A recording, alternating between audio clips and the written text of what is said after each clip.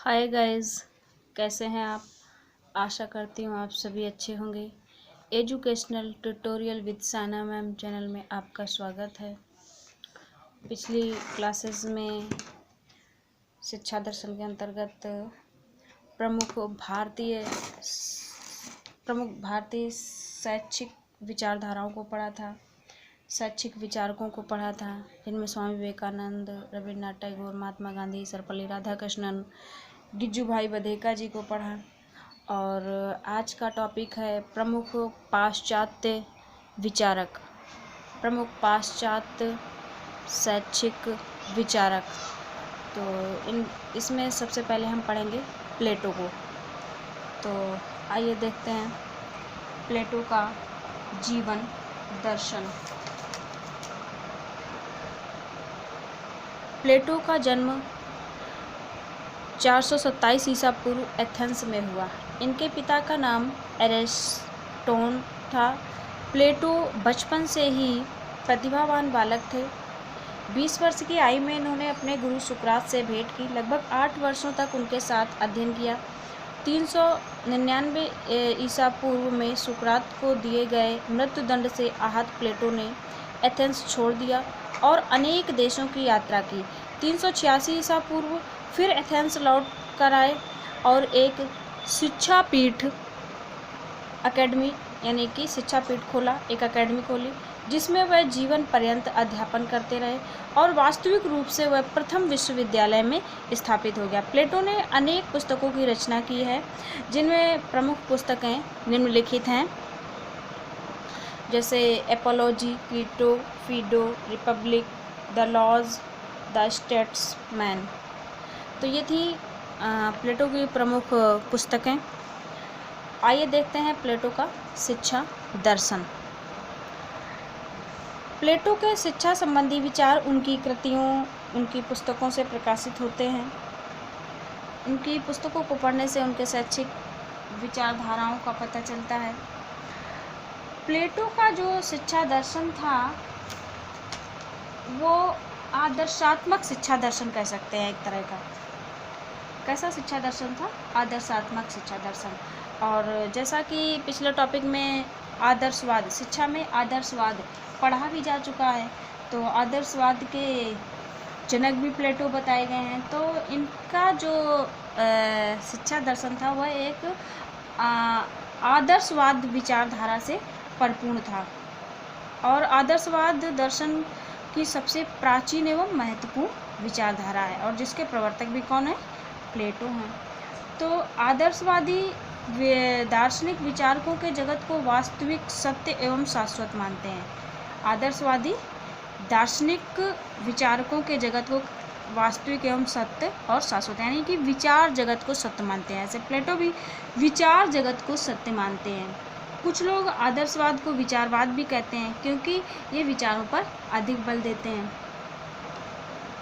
प्लेटो ने ज्ञान के स्वरूप का सूक्ष्म विश्लेषण कर उसके स्रोत बताए हैं। जैसे कि प्रथम स्रोत इन्होंने बताया है ज्ञानेंद्रियों से प्राप्त ज्ञान, जैसे रूप, रंग, स्वाद, गंध, ध्वनि।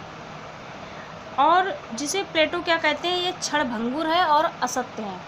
प्लेटो जो है वैचारिक ज्ञान को, आध्यात्मिक ज्ञान को अधिक महत्वपूर्ण मानते हैं, और जो ज्ञानेंद्रियों से संबंधित ज्ञान है अर्थात भौतिक ज्ञान है, इसको यह क्षणभंगुर और असत्य मानते हैं, जैसा कि आदर्श पिछले टॉपिक में पढ़ा भी जा चुका है। आइए देखते हैं आदर्शवाद के प्लेटो के अनुसार शिक्षा का अर्थ। प्लेटो के अनुसार शिक्षा कैसी होनी चाहिए? तो प्लेटो शिक्षा को नैतिक प्रशिक्षण की प्रक्रिया मानते हैं। प्लेटो शिक्षा को क्या मानते हैं? नैतिक प्रशिक्षण की प्रक्रिया।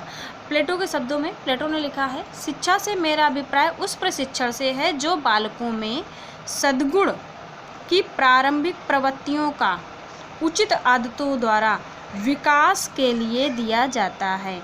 यानी कि ऐसा प्रशिक्षण जो बालकों में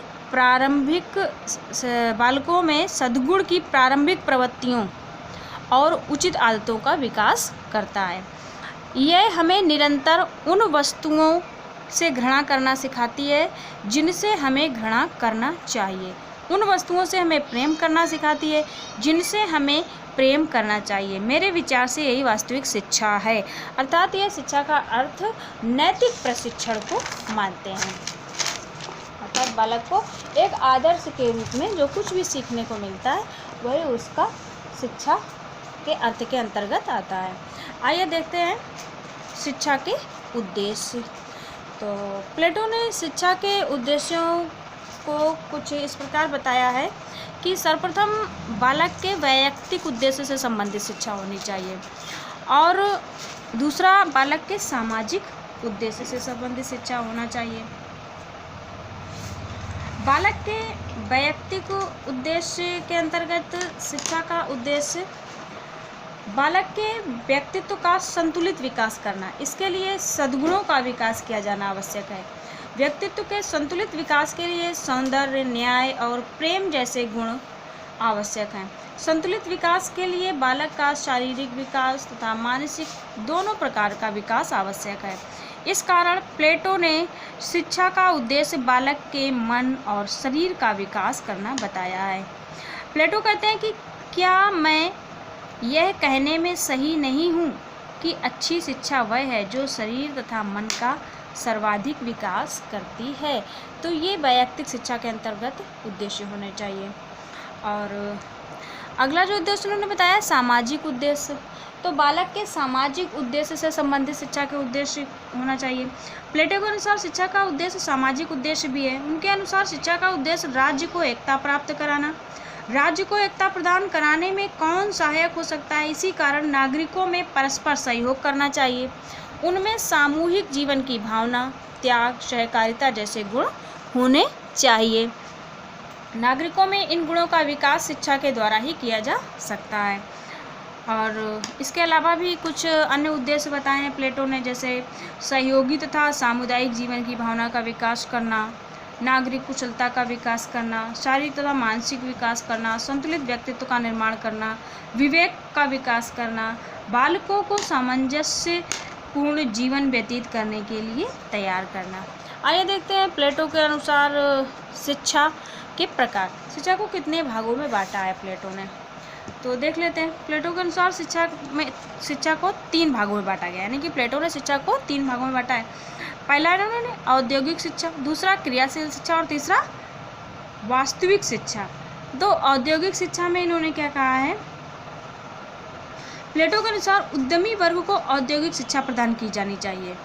उसने औद्योगिक शिक्षा में अनेक प्रकार की कला कौशल सम्मिलित किए हैं। कन्याओं को गृह कला की शिक्षा दी जानी चाहिए, यानी कि उन्होंने बताया है कि वर्ग के अनुसार शिक्षा देनी चाहिए। औद्योगिक वर्ग है तो उसे उद्योग से संबंधित शिक्षा दो, अगर महिलाएं हैं, लड़कियां हैं, तो उनको गृह कला से संबंधित शिक्षा दी जाए। और दूसरा इन्होंने बताया है क्रियाशील शिक्षा। क्रियाशील शिक्षा में क्या कहा है प्लेटो ने? सैनिक वर्ग के लिए क्रियाशील शिक्षा की आवश्यकता किसके लिए? सैनिक वर्ग के लिए, जिसमें खेल कूद, व्यायाम, घुड़सवारी तथा अस्त्र शस्त्र चलाने सम्मिलित किए जाने चाहिए। और इसके बाद वास्तविक शिक्षा क्या है प्लेटो के अनुसार? तो प्लेटो ने विकासशील वर्ग के लिए वास्तविक शिक्षा प्रदान करने की सिफारिश की है। इस वर्ग के लिए उसने राजनीति शास्त्र, दर्शन शास्त्र, तर्कशास्त्र तथा मनोविज्ञान विषय आवश्यक बताएं। मनोविज्ञान विषय आवश्यक बताएं। इसी वर्ग को प्लेटो के अनुसार वास्तविक शिक्षा दी जानी चाहिए। आइए देखते हैं प्लेटो के अनुसार पाठ्यक्रम कैसा होना चाहिए। तो प्लेटो ने पाठ्यक्रम को भी 3 भागों में बांटा है, जैसे प्रारंभिक शिक्षा, माध्यमिक शिक्षा और उच्च शिक्षा। प्रारंभिक शिक्षा में क्या है? प्रारंभिक शिक्षा के पाठ्यक्रम में खेलकूद, संगीत, गणित, व्यायाम, इतिहास तथा विज्ञान को स्थान दिया गया है। माध्यमिक शिक्षा में क्या है कि गणित, कविता, संगीत, शिष्टाचार, धर्मशास्त्र तथा सैन्य प्रशिक्षण को प्रमुख स्थान दिया गया है। साथ साथ उच्च शिक्षा। उच्च शिक्षा में क्या है कि उच्च शिक्षा के पाठ्यक्रम में प्लेटो ने दर्शन शास्त्र, नीति शास्त्र, मनोविज्ञान, कानून तथा आध्यात्मिक शिक्षा पर प्रमुख पर दिया है।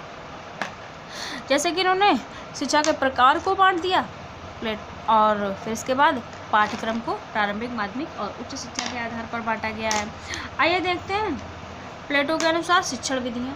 इस पाठ्यक्रम को किन विधियों से प्राप्त किया जाए, जैसे तर्क विधि, स्वयं खोज विधि, आगमन विधि, अनुकरण विधि, व्याख्यान विधि, प्रश्नोत्तर विधि, स्वाध्याय विधि, वार्तालाप विधि, प्रयोगात्मक विधि।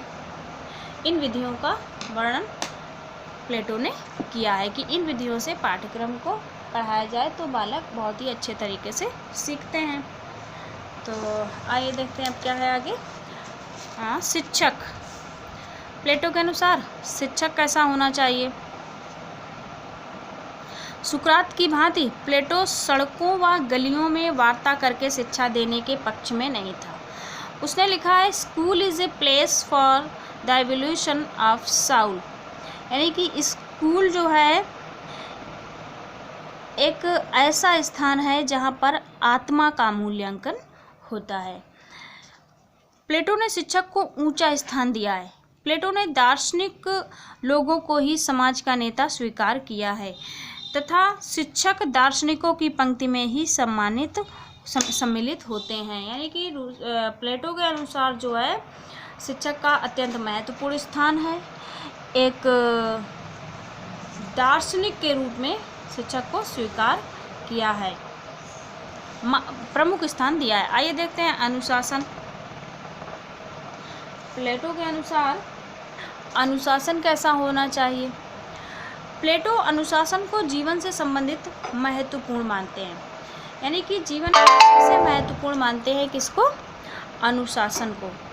उसने शारीरिक तथा मानसिक दोनों प्रकार के अनुशासन को महत्वपूर्ण स्थान दिया है।